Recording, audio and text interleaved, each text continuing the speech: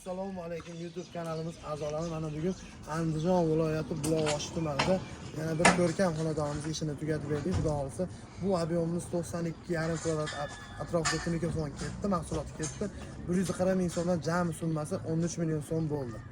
Bunun eng qiziq tarafi bu ishimiz 2,5 kunda bitkizib topshirdik. Mana ishni ko'rib o'zingiz baho berasiz. Bu tunikamizni qalinligi 0,37 qalinlikda bo'ldi. Tanlo tepalari mokriy matvik, tagi ham matvik bo'lgan, o'rtasi glansvik maser oqlarimizdan bo'ldi. Qalinligi. Xudo xolisa chiroyligina darvozaxonamiz bor.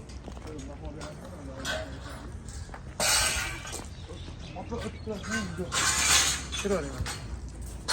Darvozaxonamiz o'ziga 2,5 darvozaxonamiz shunday chiroyli ko'rinishda tekizlik chekalarni bela gullardan o'rtasiga rombi aynadan qo'yib berdik. Xudo xolisa mana o'zingiz ko'rib baho berasiz. Bu joylarni ham kelishlarni ham.